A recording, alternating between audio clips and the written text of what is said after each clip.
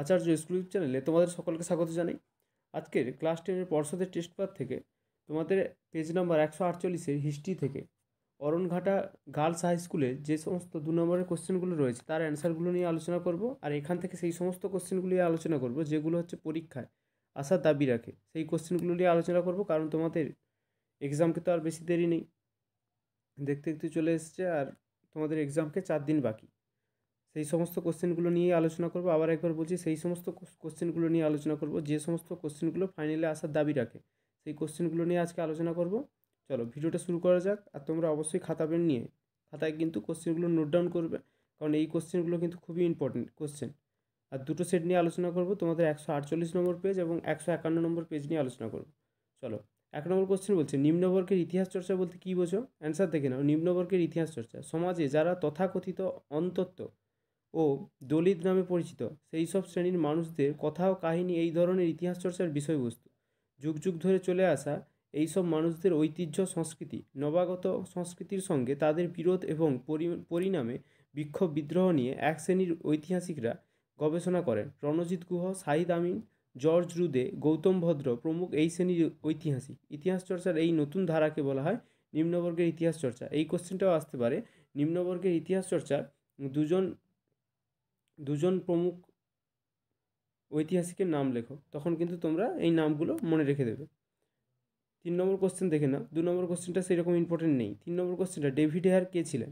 David Hare ছিলেন একজন প্রখ্যাত ঘড়ি প্রস্তুতকারক। ভারতে এসে তিনি তার উপার্জিত অর্থ পাশ্চাত্য শিক্ষার উন্নতিতে ব্যয় করেন। 1817 খ্রিস্টাব্দে স্কুল বুক সোসাইটি এবং 1818 খ্রিস্টাব্দে পটলডাঙ্গা একাডেমি প্রতিষ্ঠা তার উল্লেখযোগ্য কৃতিত্ব। এই পটলডাঙ্গা একাডেমির বর্তমান নাম কিন্তু হেয়ার স্কুল। এছাড়া হিন্দু কলেজ প্রতিষ্ঠার কাজেও তিনি কিন্তু গুরুত্বপূর্ণ ভূমিকা পালন করেন। 4 নম্বর কোশ্চেনটা দেখে নেব। রাজা রামমোহন রায় কেন আত্মীয় সভা প্রতিষ্ঠা করেন? না, আত্মীয় সভা প্রতিষ্ঠার উদ্দেশ্যগুলি যেগুলো ছিল, পাশ্চাত্য ধ্যান ধারণার সংস্পর্শে এসে রাজা রামমোহন রায় হিন্দু ধর্মের প্রচলিত মূর্তি পূজা ও আচার অনুষ্ঠানের সমালোচনা করেন এবং একেশ্বরবাদের প্রতি অনুরক্ত হয়ে ওঠেন। এ সমস্ত বিষয় নিয়ে আলোচনা এবং ধর্ম ও সমাজ সংস্কার বিষয়ে ভাব বিনিময় উদ্দেশ্য নিয়ে 1815 সালে তিনি গড়ে তোলেন আত্মীয় সভা। 5 নম্বর কোশ্চেন, ঔপনিবেশিক অরণ্য আইনের উদ্দেশ্য কী ছিল? এই কোশ্চেনটাও খুবই ইম্পর্টেন্ট। ঔপনিবেশিক অরণ্য আইনের উদ্দেশ্যগুলি ছিল নিম্নরূপ। 1 নম্বর, প্রথমত কিনা 1806 খ্রিস্টাব্দে পর ভারতে ইংরেজ কোম্পানির নৌবাহিনীতে জাহাজ নির্মাণের জন্য ওক কাঠের প্রয়োজনীয়তা থেকে ভারতীয় বনজ সম্পদের দিকে কোম্পানির নজর পড়ে। দ্বিতীয়ত কিনা 19 শতকের দ্বিতীয়ার্ধ থেকে রেলপথের বিস্তার শুরু হলে রেল লাইনের স্লিপার, রেলগাড়ি, অফিসের আসবাবপত্র নির্মাণের জন্য প্রচুর পরিমাণ কাঠের দরকার পড়ে, যা বনভূমি সংরক্ষণের বিষয়টিকে জরুরি করে তোলে। 3 নম্বর কিনা অরণ্যে বসবাসকারী অধিবাসীরা যাতে যথেষ্টভাবে বৃক্ষছেদন করতে না পারে সেদিকেও কিন্তু লক্ষ্য রাখা দরকার হয়ে পড়ে। এই জন্য এর কিন্তু উদ্দেশ্য ছিল, অরণ্য আইন প্রতিষ্ঠার উদ্দেশ্য কিন্তু এই 3টি। চলো 6 নম্বর কোশ্চেনটা দেখে নেওয়া যাক। বিরসা মুন্ডা কে ছিলেন? না, বিরসা মুন্ডা ছিলেন মুন্ডা বিদ্রোহের নেতা। 1899 থেকে 1900 খ্রিস্টাব্দে ছোটনাগপুর ও তার সংলগ্ন অঞ্চলে অধিবাসী মুন্ডারা বিরসা মুন্ডার নেতৃত্বে মুন্ডা বিদ্রোহে সামিল হয়েছিল। প্রথম জীবন কিনা বিরসা মুন্ডা 1875 খ্রিস্টাব্দে রাঞ্চি জেলার উলিহাতু গ্রামে জন্মগ্রহণ করেন। তার পিতা সুগার মুন্ডা ছিলেন উলিহাতু গ্রামের একজন ভাগ চাষি। বাল্যকালে বিরসা মুন্ডা খ্রিস্টান মিশনারি স্কুলে লেখাপড়া করেন। মুন্ডা নেতা হিসেবে বিরসা মুন্ডা ছিলেন ধীরে ধীরে মুন্ডাদের নেতায় পরিণত হন। তিনি 1893 থেকে 94 খ্রিস্টাব্দে গ্রামের জমি অধিগ্রহণের বিরুদ্ধে আন্দোলন করেন। 1895 খ্রিস্টাব্দে তিনি ভগবানের দর্শন পেয়েছেন বলে দাবি করেন এবং নিজেকে অবতার বলে ঘোষণা করেন। মুন্ডা সমাজে নতুন রীতিনীতির প্রবর্তন করেন বিরসা। ব্রিটিশ সরকারের বিরোধী বিদ্রোহে অংশগ্রহণ। ব্রিটিশ সরকার বিভিন্নভাবে মুন্ডাদের শোষণ অত্যাচার করত।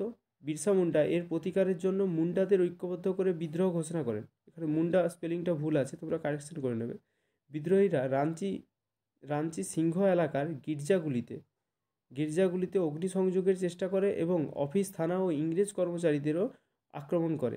এইভাবে বিরসা মুন্ডা বিখ্যাত হয়ে ওঠেন এবং অবশেষে 1900 খ্রিস্টাব্দে মাত্র 25 বছর বয়সে কিন্তু বিরসা মুন্ডার মৃত্যু হয়। 7 নম্বর কোশ্চেনটা দেখবে, ভারত সভা গঠনের উদ্দেশ্য কী ছিল? 1876 সালে রাষ্ট্রগুরু সুরেন্দ্রনাথ বন্দ্যোপাধ্যায়ের উদ্যোগে এবং আনন্দমোহন বসু, শিবনাথ শাস্ত্রী প্রমুখের সহযোগিতায় কলকাতায় গড়ে ওঠে ইন্ডিয়ান অ্যাসোসিয়েশন বা ভারত সভা। এই সংগঠন প্রতিষ্ঠার প্রধান উদ্দেশ্য কী ছিল? 1 নম্বর উদ্দেশ্য ভারতীয়দের সার্বিক কল্যাণ সাধন ও স্বার্থ রক্ষা করা। 2 নম্বর, এই উদ্দেশ্য পূরণের জন্য ভারতীয় মধ্যবিত্ত শ্রেণীর মধ্যে রাজনৈতিক চেতনার প্রসার ঘটানো। এই দুটি উদ্দেশ্য সাধনের জন্য ভারত সভা কিছু নির্দিষ্ট কর্মসূচি গ্রহণ করে। 1 নম্বর কর্মসূচি হচ্ছে জনমত গঠন করা। 2 নম্বর, রাজনৈতিক স্বার্থে ভারতের বিভিন্ন অঞ্চলের অধিবাসীদের ঐক্যবদ্ধ করা। 3 নম্বর, হিন্দু ও মুসলিম সম্প্রদায়ের মধ্যে সাম্প্রদায়িক সম্প্রীতি স্থাপন করা। এবং 4 নম্বর, স্বল্প শিক্ষিত সাধারণ ভারতীয়দের রাজনৈতিক গণ আন্দোলনে সামিল করা। 8 নম্বর কোশ্চেনটা দেখবো, এই কোশ্চেনটাও খুবই ইম্পর্টেন্ট। ভারতে ধর্মীয় বিষয়ে গোরার কী উপলব্ধি হয়? প্রথমত, গোরা উপন্যাসে গোরার চোখে দেশের অগণিত দরিদ্র মানুষের দুঃখ কষ্ট ধরা পড়েছে। অশিক্ষিত মানুষের প্রতি এদেশীয় ইংরেজি জানা তথাকথিত শিক্ষিত ও ভদ্রবেশী মানুষের অবজ্ঞা ও বিদ্রূপ তাকে গভীরভাবে আহত করেছে। দ্বিতীয়ত কিনা নায়ক গোরার কাছে পার্থিব প্রেম ভালোবাসা দেশাত্মবোধের কাছে হার মেনেছে, তাই তিনি তার প্রেমিকা সুচরিতার প্রেমবন্ধন ছিন্ন করে দূরে গিয়েছেন। তৃতীয়ত কিনা ব্রাহ্ম নেতা পরেশবাবুকে গোরা একদিন বলেছেন, আপনি আমাকে আজ সেই দেবতার মন্ত্র দিন যিনি হিন্দু মুসলমান খ্রিস্টান ব্রাহ্মণ সকলেরই, যিনি ভারতবর্ষের দেবতা। এই উক্তির মধ্যে দিয়ে একদিকে যেমন গোরার অন্তরে মাতৃভূমির প্রতি ভালোবাসার নমুনা পাওয়া যায়, তেমনই সাম্প্রদায়িক সম্প্রীতি গড়ে তোলার মনোভাবও স্পষ্ট হয়ে ওঠে। চতুর্থত কি, এটা খুবই ইম্পর্টেন্ট একটা পয়েন্ট। গোরা উপন্যাসে রবীন্দ্রনাথ বোঝাতে চেয়েছিলেন যে ধর্মীয় সংকীর্ণতা জাতীয়তাবোধের পরিপন্থী, এর দ্বারা মানব গোষ্ঠী বা জাতির কোনো মঙ্গল সাধন হয় না। এজন্য তিনি গোরার মুখ দিয়ে তার হিন্দু লালন পালনকারী বা আনন্দময়ীর উদ্দেশ্যে বলিয়াছেন, মা তুমিই আমার মা, আমার জাত নেই, বিচার নেই, ঘৃণা নেই, তুমিই আমার ভারতবর্ষ। দেখো 10 নম্বর কোশ্চেন বলছে, আইএসিএস কে কবে প্রতিষ্ঠা করেন? না 1876 সালে এটি প্রতিষ্ঠা করেছিলেন ডক্টর মহেন্দ্রলাল সরকার। ডক্টর মহেন্দ্রলাল সরকার কিন্তু 1876 সালে এটি প্রতিষ্ঠিত করেছিলেন। 12 নম্বর কোশ্চেন কী বলছে? না মানবেন্দ্রনাথ রায় কে ছিলেন? না মানবেন্দ্রনাথ রায় ভারতের সাম্যবাদী আন্দোলনের জনক ছিলেন মানবেন্দ্রনাথ ভট্টাচার্য ওরফে মানবেন্দ্রনাথ রায়। এই দ্বিতীয় নামেই তিনি অধিক পরিচিত হলেন। প্রথমে মানবেন্দ্রনাথ রায় পূর্ব বাংলার অনুশীলন দলের সঙ্গে যুক্ত ছিলেন। 1915 খ্রিস্টাব্দে তিনি অস্ত্র সংগ্রহের উদ্দেশ্যে ভারত ছেড়ে জার্মানিতে যান। বিভিন্ন দেশ ঘুরতে ঘুরতে অবশেষে তিনি আমেরিকা যুক্তরাষ্ট্রে আসেন এবং সেখানে তাকে গ্রেপ্তার করা হয়। এখানেই মানবেন্দ্রনাথ নাম গ্রহণ করেন। এরপর তিনি আমেরিকা থেকে পালিয়ে মেক্সিকোতে যান এবং সেখানেই তিনি মার্ক্সবাদে দীক্ষিত হন। 1920 খ্রিস্টাব্দের অক্টোবর মাসে মানবেন্দ্রনাথ রায় অবনী মুখার্জি, মোহাম্মদ আলী প্রমুখের সহায়তায় রাশিয়ার তাশকন্দে ভারতের কমিউনিস্ট পার্টি প্রতিষ্ঠিত করেন। তাহলে রাশিয়াতে কিন্তু ভারতের কমিউনিস্ট পার্টি প্রতিষ্ঠা করেন ওই মানবেন্দ্রনাথ রায়। র্যাডিক্যাল ডেমোক্র্যাটিক পার্টির প্রতিষ্ঠাতাও ছিলেন তিনি। ভারতে কমিউনিস্ট ভাবধারা প্রচার এবং গোড়ার দিকে কমিউনিস্ট আন্দোলনের নীতি পদ্ধতি নির্দিষ্ট করে দিয়েছিলেন মানবেন্দ্রনাথ।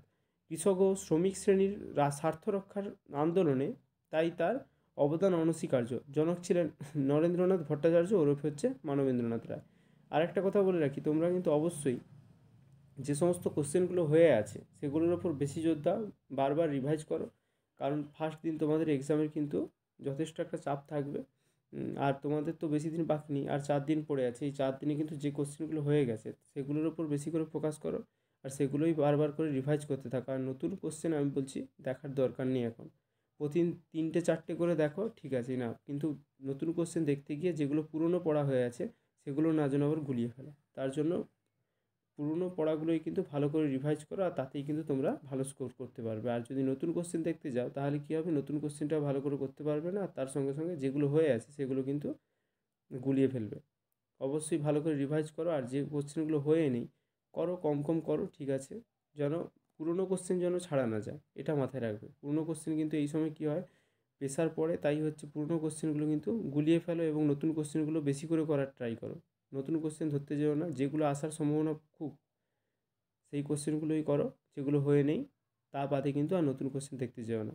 চলো 13 নম্বর কোশ্চেনটা দেখে নেওয়া যাক। ভগিনী সেনা কি? না মেদিনীপুরের তমলুকের ভারত ছাড়ো আন্দোলনের সময় তৈরি হওয়া তাম্রলিপ্ত জাতীয় সরকারের স্বেচ্ছাসেবী নারী বাহিনীকে বলা হতো ভগিনী সেনা। 14 নম্বর কোশ্চেন কী বলছে? না কার্লাইল সার্কুলার কি? ব্রিটিশ শাসিত ভারতে বাংলা সরকারের মুখ্য সচিব কার্লাইল স্বদেশী ও বয়কট আন্দোলন থেকে স্কুল কলেজের ছাত্রদের দূরে রাখার উদ্দেশ্যে 1905 খ্রিস্টাব্দে 10ই অক্টোবর কার্লাইল সার্কুলার নামে একটি সার্কুলার জারি করেন। এই সার্কুলার জারি করে ছাত্রদের স্বদেশী সভা সমিতিতে যোগদান, বন্দে মাতরম ধ্বনি দেওয়া, বিদেশি পণ্যগারের সামনে পিকেটিং করা প্রভৃতির ওপর নিষেধাজ্ঞা জারি করা হয় এবং বলা হয় এই নির্দেশ অমান্য করলে বেত্রাঘাত, শিক্ষা প্রতিষ্ঠান থেকে বহিষ্কার, শিক্ষকদের চাকরি থেকে অপসারণ, এমনকি শিক্ষা প্রতিষ্ঠানের অনুমোদন প্রত্যাহার করা হবে বলে তারা বলে। 15 নম্বর কোশ্চেন কী বলছে, দেশীয় রাজ্য বলতে কী বোঝো? দেশীয় রাজ্যটা কি না ঔপনিবেশিক ভারতে প্রত্যক্ষভাবে ব্রিটিশ শাসিত এলাকা ছাড়াও এ দেশীয় রাজা বা শাসক দ্বারা স্বায়ত্তশাসিত রাজ্যের অস্তিত্ব ছিল। এই রাজ্যগুলি দেশীয় রাজ্য নামে কিন্তু পরিচিত ছিল, যেমন কি হায়দ্রাবাদ, কাশ্মীর, জুনাগড়, মহীশূর, বরোদা রাজ্য এর অন্তর্গত দেশীয় রাজ্যগুলির মধ্যে কিন্তু পড়ে। আর বৈশিষ্ট্য কিনা দেশীয় রাজ্যগুলির কয়েকটি নির্দিষ্ট বৈশিষ্ট্য ছিল। 1 নম্বর হচ্ছে স্বৈরাচারী শাসন। এই রাজ্যগুলিতে বিভিন্ন ধর্মী উপাধিধারী শাসকদের সৌরশাসন ছিল এবং ব্রিটিশ সরকার দ্বারা এইসব শাসকরা কিন্তু প্রিন্স বা রাজকুমার নামে অভিহিত হতেন। আর 2 নম্বর কি না আয়তনগত দিক না দেশীয় রাজ্যগুলির আকার ছিল ছোট, বড়, মাঝারি বা বিভিন্ন ধরনের এবং এইগুলির মধ্যে সব ছিল হায়দ্রাবাদ। 16 নম্বর কোশ্চেন, উদ্বাস্তু সংস্থা কি? এই কোশ্চেনটা কিন্তু বারবার অনেকগুলো সেটেই আছে। 1946 খ্রিস্টাব্দে 16ই আগস্ট, এই জন্যই কিন্তু এই কোশ্চেনগুলো যেগুলো বলে যাচ্ছি এইগুলোই কিন্তু ইম্পর্টেন্ট, আর এইগুলোই তোমরা করে রাখো, নতুন করে দেখতে যেও না। এই কোশ্চেনগুলো করলেই কিন্তু তোমরা 11টাই কিন্তু কমন পেয়ে যাবে। যে কোশ্চেনগুলো আমি পর্ষদের টেস্ট পেপার থেকে করাচ্ছি ওই কোশ্চেনগুলোই করো। আর যদি যারা এখনও লাস্ট মিনিট সাজেশন যেটা 2 নম্বরে ওটা দেখোনি তারা কিন্তু অবশ্যই দেখে নেবে। ওই কোশ্চেনগুলো করলেই কিন্তু 11টা তোমরা কমন পেয়ে যাবে। উদ্বাস্তু সমস্যা কিনা 1946 খ্রিস্টাব্দে 16ই আগস্ট মুসলিম লীগের প্রত্যক্ষ সংগ্রামের পর সাম্প্রদায়িক দাঙ্গা ও উদ্বাস্তু সমস্যার সৃষ্টি হয়। ভারত বিভাজনের সঙ্গে সঙ্গে যে সমস্যা নতুন রাষ্ট্র গঠনকারীদের সামনে বড় চ্যালেঞ্জের সৃষ্টি করেছিল তাই হলো কিন্তু উদ্বাস্তু সমস্যা। উদ্বাস্তু সমস্যার প্রকৃতি ছিল নিম্নরূপ: দেশভাগ, ভারতের জনসংখ্যা বৃদ্ধি, আশ্রয়দান, ত্রাণ ও পুনর্বাসন, অর্থনীতির সমস্যা, স্থানীয়দের সঙ্গে বিরোধ প্রভৃতি। আর যারা আমার কোশ্চেনগুলো, আমার দেওয়া সাজেশনগুলো টেস্টে ফলো করেছো, টেস্টের আগে ফলো করেছো, তারা তো নিশ্চয়ই জানো। কালই একজন ভাই কমেন্ট করেছো,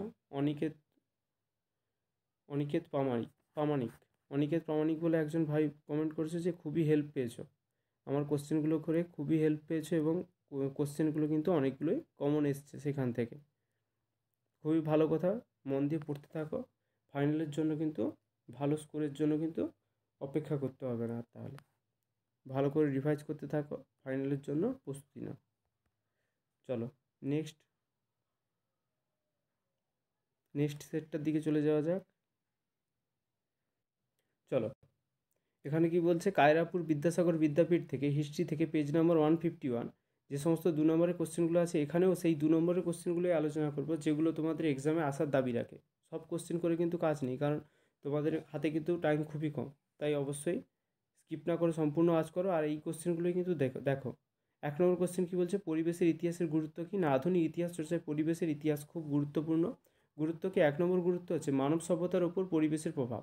পরিবেশের ইতিহাস চর্চার ফলে মানব সভ্যতার উপর পরিবেশের প্রভাব ও জলবায়ুর পরিবর্তনের ফলে মানুষের প্রতিক্রিয়া সম্পর্কে জানা যায়। 2 নম্বর কি বলছে না, পরিবেশ রক্ষার জন্য আন্দোলন সম্পর্কে ধারণা। ভারতের বিভিন্ন অঞ্চলের মানুষ বিভিন্ন পরিবেশের সঙ্গে সম্পর্কযুক্ত, তাদের নিজেদের পারিপার্শ্বিক পরিবেশ রক্ষার জন্য বিভিন্ন আন্দোলন সম্পর্কে সঠিক ধারণা পাওয়া যায়।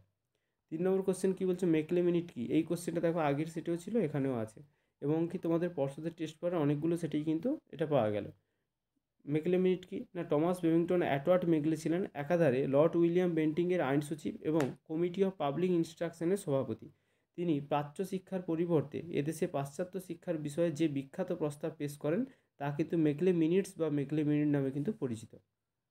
আর একটা কথা বলে রাখি, তোমরা যে পর্ষদের টেস্ট পেপার থেকে বা এবিটিএ টেস্ট পেপার থেকে যে কোশ্চেনগুলো করছো এইখান থেকে অবশ্যই তো তোমরা 11টা কমন পেয়ে যাবে, তা ঠিক, কিন্তু তোমরা পর্ষদের টেস্ট পেপার থেকে এখান থেকে করছো বলেই যে এখান থেকেই 11টা হুবহু থাকবে তা কিন্তু নয়। তার জন্য টেক্সট বই হচ্ছে মূল কি, টেক্সট বই কিন্তু মূল কি। আর এখান থেকে অবশ্যই তোমরা 11টা কমন পেয়ে যাবে তা নয়, 11টা কমন পেয়ে যাবে, কিন্তু তার জন্য তোমাদের কমসে কম 12টা থেকে 14টা সেট কিন্তু করতে হবে, তাহলে কিন্তু পাবে। আর আমার লাস্ট মিনিট সাজেশন যেটা আছে সেটা কিন্তু ওই সেটগুলো থেকেই কিন্তু দেওয়া আছে। অবশ্যই লাস্ট মিনিট সাজেশনটা গিয়ে দেখে নাও, তাহলে কিন্তু অ্যাগ্রো পেতে পারো, মানে 11টা কোশ্চেনে 11টা কোশ্চেনই পেয়ে যাবে। 4 নম্বর কোশ্চেন কী বলছে, ডেভিড হেয়ার স্মরণীয় কেন? এই কোশ্চেনটা আগের সেটেও ছিল। ডেভিড হেয়ার ছিলেন একজন প্রখ্যাত ঘড়ি প্রস্তুতকারক। ভারতে এসে তিনি তার উপার্জিত তথ্য পাশ্চাত্য শিক্ষার উন্নতিতে ব্যয় করেন। 1817 খ্রিস্টাব্দে স্কুল বুক সোসাইটি এবং 1818 খ্রিস্টাব্দে পটলডাঙ্গা একাডেমি কিন্তু প্রতিষ্ঠা তার উল্লেখযোগ্য কৃতিত্ব। এই পটলডাঙ্গা একাডেমির বর্তমান নাম কিন্তু হেয়ার স্কুল। এছাড়া হিন্দু কলেজ প্রতিষ্ঠা কলেজেও তার গুরুত্বপূর্ণ ভূমিকা আছে। 6 নম্বর কোশ্চেন কী বলছে না, 19 শতকের দ্বিতীয়ার্ধকে সভা সমিতির যুগ বলা হয় কেন? না 19 শতক ভারতের সাহিত্য, সংস্কৃতি, রাজনীতিতে এক নতুন যুগের সূচনা করে সভা সমিতিসমূহ। বিভিন্ন প্রেসিডেন্সি শহরে এই সময় বহু সভা সমিতি গড়ে ওঠে।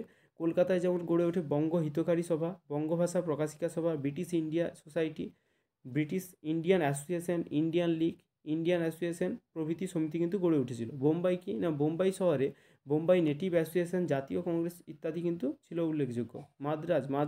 মাদ্রাজ মহাজন সভা ছিল বিশেষ উল্লেখযোগ্য। এইভাবে ভারতের বিভিন্ন প্রান্তে সভা সমিতি ও তার শাখা গড়ে ওঠার জন্য অনিল শীল 19 শতকে কিন্তু সভা সমিতির যুগ বলেছেন। 5 নম্বর কোশ্চেন, এখানে দাগ নম্বরটা একটু উল্টোপাল্টা হয়ে গেছে, দেখে নেবে। দিকু কাদের বলা হয়? না আদিবাসী অধ্যুষিত এলাকায়, বিশেষত কোল ও সাঁওতাল এলাকায় বহিরাগত হিন্দু, মুসলমান ও শিখ মহাজনরা দিকু নামে পরিচিত ছিল। তাহলে আদিবাসী এলাকায় যে সমস্ত বহিরাগত শিখ, মুসলমান এবং হিন্দু মহাজনরা বাইরে থেকে আসতো তাদের দিকু বলা হতো। আদিবাসীদের কাছে দিকুরা ছিল শোষণকারী, মহাজনরা কামিয়াতি ও খারওয়াই তারপরে নামে দু ধরনের ঋণ চুক্তির মাধ্যমে সাঁওতালদের আর্থিকভাবে বিপর্যস্ত করে দিয়েছিল। এছাড়া এরা উচ্চ হারে রাজস্ব ও একাধিক কর আদায় করত। 7 নম্বর কোশ্চেন, লালন ফকির বিখ্যাত কেন? এই কোশ্চেনটা এবিটিএ টেস্ট পেপারে অনেকগুলো সেটে ছিল। লালন ফকির ছিলেন বাউল সাধনার একজন প্রধান গুরু। তিনি ছিলেন শ্রেষ্ঠ বাউল গান রচয়িতা ও গায়ক। প্রায় 2000 গান রচনা করেন তিনি। তার মর্মস্পর্শী গানগুলি মানব জীবনের রহস্য, আদর্শ ও মানবতাবাদী দৃষ্টিভঙ্গি প্রচার করে। 8 নম্বর কোশ্চেন, এই কোশ্চেনটাও একাধিক সেটে দেখা যাচ্ছে। শ্রীরামপুর ত্রয়ী নামে কারা পরিচিত? না হুগলি জেলা শ্রীরামপুরে, এটা বলতে পারো, একটু বললে কি হবে, এটা বললে জানা যাবে যে তুমি ভালো করে পড়েছো। না হলে শ্রীরামপুর ত্রয়ী কাদের বলে তুমি বলে দেবে এক কথায়, উইলিয়াম ক্যারি, জোশুয়া মার্সম্যান এবং উইলিয়াম ওয়াটকে একত্রে বলা হয় শ্রীরামপুর ত্রয়ী। কিন্তু যদি ভালো করে লিখতে যাও এবং মনে হয় যাতে তুমি পড়ে এসছো ভালো করে, তাহলে এইটা লিখবে, হুগলি জেলা শ্রীরামপুরে ব্যাপটিস্ট মিশন খ্রিস্ট ধর্ম প্রচার ও শিক্ষা বিস্তারের কাজ শুরু করে। শ্রীরামপুর ত্রয়ী হলেন শ্রীরাম শ্রীরাম শ্রীরামপুর ত্রয়ী তাহলে কাদের বলা হবে? উইলিয়াম ক্যারি, ফ্রান্সোয়া মার্সম্যান, মানে জোশুয়া মার্সম্যানও বলতে পারো, ফ্রান্সোয়া মার্সম্যান, জোশুয়া মার্সম্যান নামেও পরিচিত, ও উইলিয়াম ওয়াট, এই তিনজনকে পাশ্চাত্য শিক্ষা বিস্তারে অগ্রণী ভূমিকা নিয়েছিলেন। এদের তাই একত্রে বলা হয় শ্রীরামপুর ত্রয়ী। আচ্ছা, 1 নম্বর কোশ্চেনটা এখানে চলে এসছে। দাগ নাম্বারগুলো একটু, না 1 নম্বর নয়, এটা 10 নম্বর কোশ্চেন ছিল, দাগ নাম্বারটা একটু এদিক ওদিক হয়ে আছে। 10 নম্বর কোশ্চেন ঠিকই আছে। চলো, শ্রীনিকেতন প্রতিষ্ঠার উদ্দেশ্য কী ছিল? না গ্রামীণ সমাজকে স্বনির্ভর করতে ও সার্বিক উন্নয়নের লক্ষ্যে রবীন্দ্রনাথ ঠাকুর শ্রীনিকেতন প্রতিষ্ঠা করেন। এই কাজে তার প্রধান সহায়ক ছিলেন কালীমোহন ঘোষ।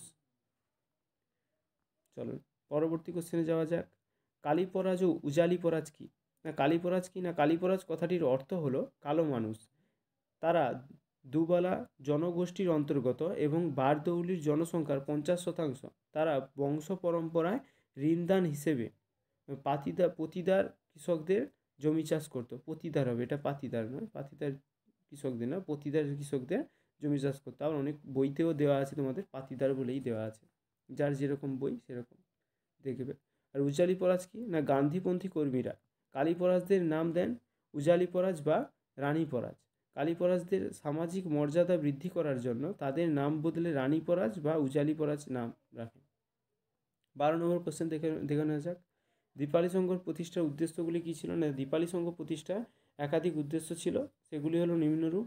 1 নম্বর হচ্ছে নারী শিক্ষা উন্নয়ন, 2 নম্বর নারীদের কুপ্রথার কবল থেকে মুক্ত করা, 3 নম্বর নারীবাদী চেতনা তৈরি করা, 4 নম্বর হচ্ছে রাজনৈতিক ও সামাজিক সচেতনতা জাগানো, আর 5 নম্বর হচ্ছে নারীদের বিপ্লবী ও সংগ্রামের জন্যে তৈরি করার লক্ষ্যে এবং নারীদের সাহস এবং শক্তি বাড়ানোর জন্য এখানে শরীরচর্চা, লাঠি খেলা, অস্ত্র চালানো ইত্যাদি কিন্তু প্রস্তুত করা হতো।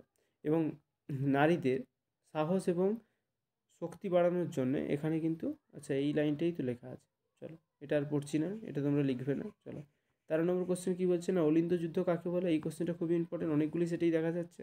অলিন্দ যুদ্ধ কিনা 1 নম্বর হচ্ছে মহাকরণ অভিযান 1930 খ্রিস্টাব্দে 8ই ডিসেম্বর বেঙ্গল ভলেন্টিয়ার্স দলের 3 বিপ্লবী বিনয় বসু, বাদল গুপ্ত ও দীনেশ গুপ্ত মহাকরণ অভিযান করেন।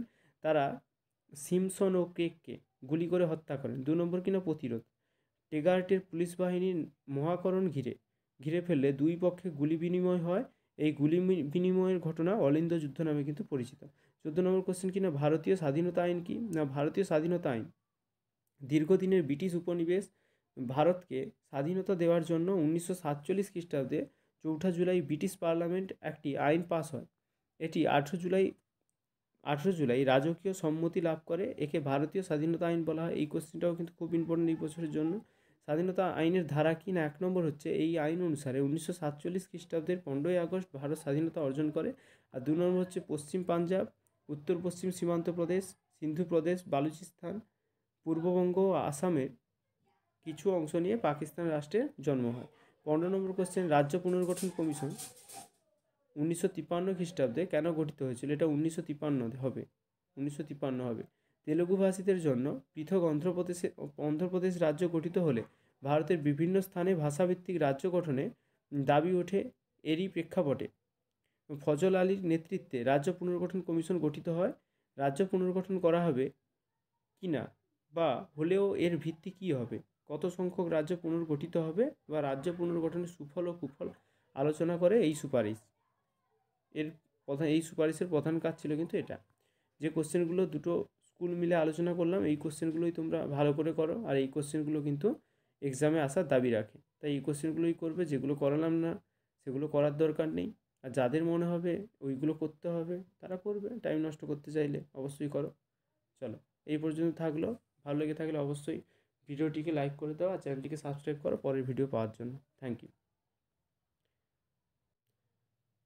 হ্যাঁ, আর একটা কথা, দুজন আমাকে কমেন্ট করেছিলে, একজন পাম্মি সাউ আর একজন মাধবী এরকম নাম ছিল। তারা অবশ্যই কিন্তু কমেন্টে, তোমরা যদি দেখে থাকো এই ভিডিওটা, তোমাদের যে কোশ্চেনগুলো সমস্যা ছিল বলছিলে, কোশ্চেনগুলো দেওয়া ছিল না, কোশ্চেন এবং অ্যান্সারগুলো দেওয়া ছিল না, অবশ্যই কিন্তু কমেন্ট করে জানাবে। তাহলে ওই কোশ্চেনের অ্যান্সারগুলো আমি কিন্তু পরের ভিডিওতে আপলোড করে দেবো। চলো এই পর্যন্ত থাকলো।